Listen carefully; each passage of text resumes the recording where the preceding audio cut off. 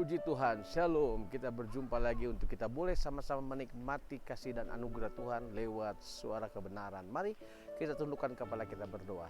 Bapa, mengucap syukur kepadamu ya Bapa, karena anugerah Tuhan, karena kesempatan yang Tuhan masih berikan untuk kami boleh mendengar dan menerima kebenaran firman Tuhan. Biarlah urapi hambamu, urapi umatmu Tuhan, sehingga setiap kami sama-sama menikmati berkat yang daripada Tuhan. Dalam nama Tuhan Yesus, haleluya. Amin. Puji Tuhan, saya lagi shalom Bapak Ibu Saudara. Bukan sebuah kebetulan kalau saya sedang ada di tempat ini, di sebuah tempat yang sangat luar biasa indah di daerah Ciawi Bogor, di Hotel Horizon ya. Oleh karena itu Bapak Ibu Saudara, kita perlu untuk juga menikmati sebuah anugerah yang Tuhan berikan dalam kehidupan kita, yaitu pemandangan alam yang begitu sangat luar biasa indah. Nah, Bapak Ibu Saudara kasih Tuhan Kristus, seperti kita ketahui bersama bahwa tahun ini gereja kita mengusung tema The Year of Character ya. Jadi kita harus memiliki karakter yang baik. Nah, oleh karena itu saya ingin share tentang memiliki karakter yang terbentuk ya, sehingga setiap kita bisa menikmati anugerah Tuhan. Karakter merupakan sesuatu yang melekat dalam hidup setiap orang. Karakter atau kesetiaan juga seseorang dapat terbentuk dari hal-hal yang kecil yang kita alami dengan cara hidup dalam ucapan syukur. Jadi artinya karakter itu juga ya bertalian dengan apa yang namanya kesetiaan. Dan itu terbentuk dari hal-hal yang kecil ataupun dari hal yang terkecil dalam hidup kita. Apakah kita bisa mengucap syukur atau tidak? Nah, saya diingatkan lewat ayat dalam Lukas pasal 16 ayat 10 sampai ayat 12. Alkitab katakan, barang siapa setia dalam perkara-perkara kecil, ia setia juga dalam perkara-perkara besar. Dan barang siapa tidak benar dalam perkara-perkara kecil, ia tidak benar juga dalam perkara-perkara besar. Jadi, jikalau kamu tidak setia dalam hal mamon yang tidak jujur, siapakah yang akan mempercayakan kepadamu harta yang sesungguhnya? Dan jikalau kamu tidak setia dalam harta orang lain, siapakah yang akan menyerahkan hartamu sendiri kepadamu? Nah, Bapak Ibu Saudara, ada beberapa hal yang perlu menjadi perenungan kita pada kesempatan saat ini bertalian dengan karakter yang kita miliki. Yang pertama, Tuhan kadang menguji kesetiaan kita dimulai dari hal-hal yang terkecil dalam hidup kita. Tadi saya sudah sampaikan lewat Lukas pasal 16 ayat 10. Barang siapa tidak setia perkara kecil, ia juga setia dalam perkara-perkara yang besar. Barang siapa tidak benar dalam perkara-perkara kecil, ia tidak benar juga dalam perkara-perkara yang besar. Artinya Tuhan kadang menguji kesetiaan Bapak Ibu Saudara dimulai dari hal yang terkecil dalam hidup kita. Karena orang yang diberkati itu tidak diukur dari seberapa banyak uang yang dia miliki, melainkan dari kemampuannya untuk bersyukur dan selalu mengandalkan Tuhan dari apa yang dia terima, berkat besar ataupun berkat kecil.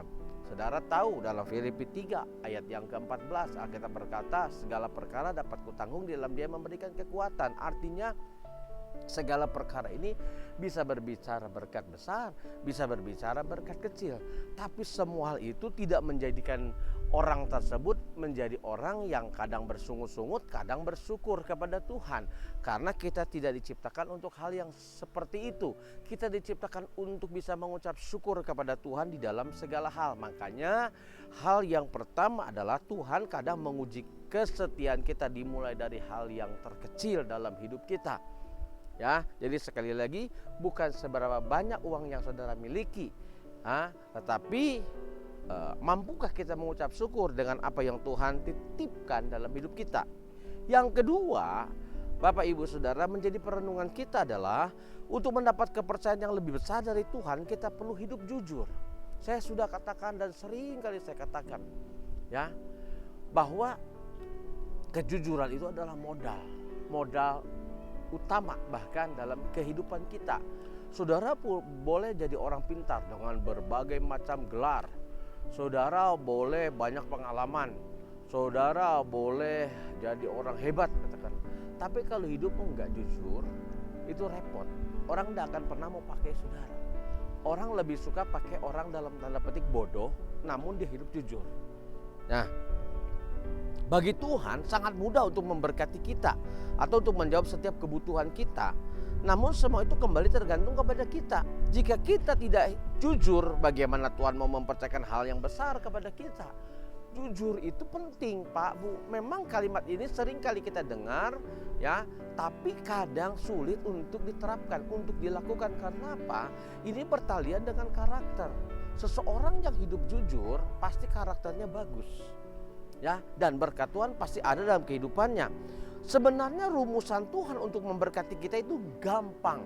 Dalam kitab Matius pasal 7 ayat 7 dan selanjutnya, Alkitab cuma katakan minta, cari, dan ketuk. Cuma 3 saja. Rumusan Tuhan untuk memberkati kita adalah minta, cari, dan ketuk. Ketika kita minta, maka Tuhan akan memberkati, Tuhan akan membuka jalan buat apa yang saudara minta. Ketika kita mencari, nah ini saudara, mencari itu adalah melakukan perbuatan, melakukan kegiatan, bergerak, melakukan sesuatu untuk mendapatkan hasil. Itu adalah mencari. Ada banyak orang ingin hidup enak, ingin hidup nyaman, ingin hidup diberkati, tapi tidak pernah mencari. Apa yang sebenarnya dicari? Yang paling utama adalah cari Tuhan. Ya kan? Kalau saudara cari Tuhan dan menemukan Tuhan, hidupmu tidak akan sia-sia, hidupmu tidak akan kekurangan. Ya kan? Carilah Tuhan. Dia dapat dijumpai. Dia tidak pernah susah untuk dijumpai, ya kan? Makanya hari ini Alkitab katakan cari, maka engkau akan mendapatkannya. Yang ketiga itu ketuk. Pernah gak saudara mengetuk pintu hati Tuhan dengan doa saudara? Atau bahkan dengan saudara berpuasa mungkin. Ketuk pintu hati Tuhan. Tuhan bukan akan tergerak untuk menolong kita, tapi Tuhan juga akan bergerak untuk menolong kita. Nah, kalau kita mau mengetuk pintu hati Tuhan, saudara hanya tinggal berdoa, tinggal berharap sama Tuhan. Saudara datang sama Tuhan bebas waktunya kapan saja. Saudara memiliki saat teduh dengan Tuhan. Saudara utarakan persoalan, pergumulan. Saudara utarakan apa yang menjadi kerinduan saudara.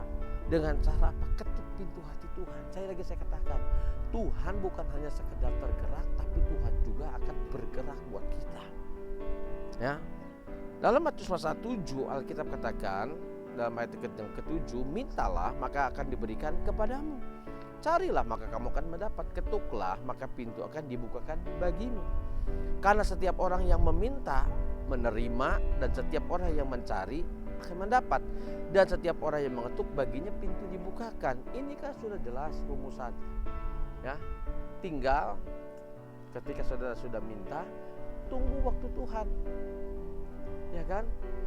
Tuhan pasti akan menjawab kalau itu sebuah kebutuhan yang memang engkau perlukan.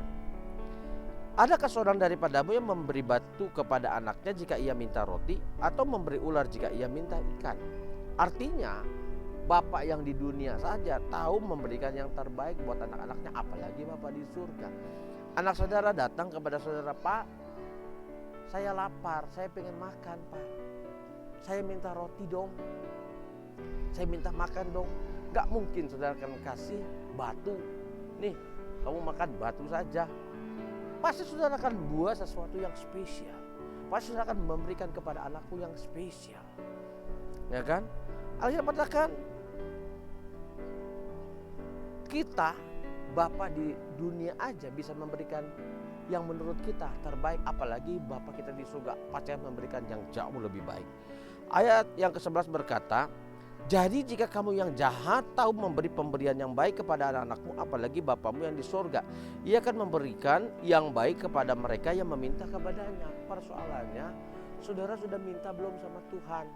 Oh sudah Pak Pendeta, saya sudah minta Pak Pendeta. Kapan mintanya? Ya waktu itu Pak Pendeta saya minta Tuhan berkati saya. Kok saya enggak didengar sama Tuhan doanya? Kok saya bahkan enggak dijawab sama Tuhan doanya? Saudara mintanya berapa kali? Harus berkali-kali, kan namanya orang mengetuk.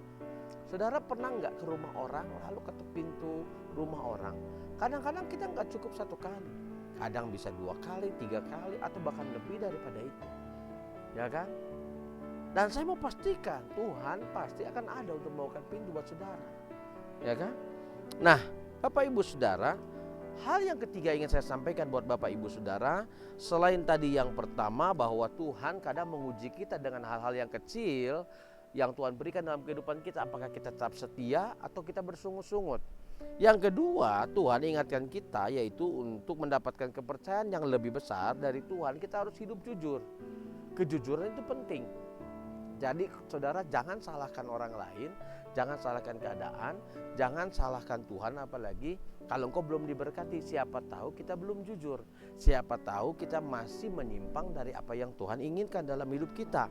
Sebab rumusan Tuhan memberkati kita tadi saya sudah katakan cuma 3, ya kan? Misalnya dikatakan minta, maka kamu akan mendapat. Cari, maka kamu akan menemukan. Lalu saudara ketuk, pintu akan dibukakan. Nah Pak Bu, yang ketiga, ya kan, yang menjadi perenungan kita, jika kita lulus ujian kesetiaan, maka kita akan mendapatkan apa yang menjadi hak kita. Kalau saudara lulus, saudara pasti akan mendapatkan hak saudara.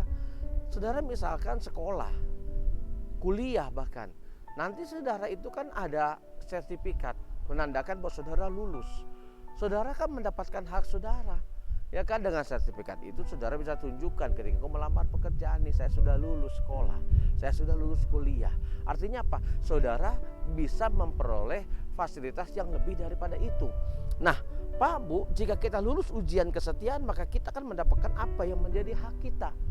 Saudara enggak perlu komplain sama Tuhan, saudara enggak perlu marah-marah sama Tuhan. Tuhan bilang, kamu sudah lulus, kamu berhak untuk menerima sesuatu dari aku. Ya, nah Bapak Ibu Saudara dikasihi Tuhan Kristus, di dalam tadi ayat pembacaan kita Lukas 16 ayat 12, di sana dikatakan, dan jikalau kamu tidak setia dalam harta orang lain, siapa yang akan menyerahkan hartamu sendiri kepadamu? Nah ini jelas ayat ini berkata gimana orang mau memberikan apa yang menjadi hak saudara. Kalau saudara sendiri tidak jujur, ya, saudara sendiri tidak setia, saudara sendiri tidak melakukan apa yang benar. Tuhan tidak mengizinkan masalah datang dalam hidup kita untuk mencelakakan hidup kita, tetapi Tuhan ingin mendewasakan iman kita sehingga kita memiliki kehidupan yang lebih matang dalam menghadapi masalah. Kalau sudah lihat dalam Matius pasal 9 ayat yang ke-12, memang diceritakan tentang seorang perempuan yang pendarahan selama belasan tahun. Nah Bapak Ibu Saudara, ayat 12 berkata dalam Matius pasal 9, tetapi Yesus berpaling dan memandang dia serta berkata, teguhkanlah hatimu hai anakku, imanmu telah menyelamatkan engkau. Maka sejak saat itu sembuhlah perempuan itu. Tuhan katakan apa? Teguhkan hatimu. Saudara, keteguhan hati itu juga adalah salah satu bentuk di mana saudara dan saya memiliki karakter yang baik dalam Tuhan untuk percaya bahwa kuasa Tuhan masih bekerja dulu, sekarang, sampai selama-lamanya. Nah Bapak Ibu Saudara, di sana dikatakan imanmu telah menyelamatkan engkau. Kita perlu punya iman yang kuat. Saya sering kali katakan kepada Bapak Ibu Saudara, iman kita jangan terpengaruh oleh keadaan, iman kita jangan terpengaruh oleh orang sekitar kita. Ya, ingat, iman kita adalah sebagai bukti bahwa kita percaya sama kuasa Tuhan, percaya pada mujizat Tuhan, dan kita berserah kepada Tuhan. Dan saya yakin, saya percaya ketika kita punya iman yang kuat untuk mempercayai Tuhan, Tuhan akan bertindak dan bergerak buat setiap kita semua. Tetap semangat dan selamat berjuang. Tuhan memberkati setiap kita semua. Mari kita tundukkan kepala kita berdoa. Bapa, kami ucap syukur kepadamu Tuhan, karena sore hari ini kami boleh menerima kebenaran firman Tuhan. Kami diingatkan bahwa kami harus tetap setia kepada Tuhan sekalipun ada banyak tantangan. Kami diingatkan Tuhan untuk selalu mengandalkan Tuhan dalam hidup kami, sehingga kami boleh melihat kasih Tuhan yang besar dalam hidup kami, ya Bapa di surga. Kami tahu pendewasaan iman itu terjadi ketika kami telah melewati berbagai macam proses dalam hidup kami. Oleh karena itu Tuhan, kami berdoa buat seluruh pemirsa supaya menikmati sukacita damai sejahtera daripada Tuhan, sehingga mereka boleh senantiasa berserah dan berharap kepada Tuhan. Nah, sekarang Bapak Ibu Saudara, kedangan tangan saudara di depan Tuhan, arahkan mata hati saudara kepada Tuhan. Sekarang terimalah berkat daripada Bapa di surga, biarlah sukacita damai sejahtera daripada Tuhan serta Roh Kudusnya mulai saat hari ini sampai selama-lamanya. Dalam nama Tuhan Yesus sama-sama kita katakan amin. Amin. Puji Tuhan Bapak Ibu Saudara, dari tempat ini saya menyiarkan, biarlah kasih setia Tuhan menyertai setiap kita semua. Tetap semangat, salam sehat senantiasa.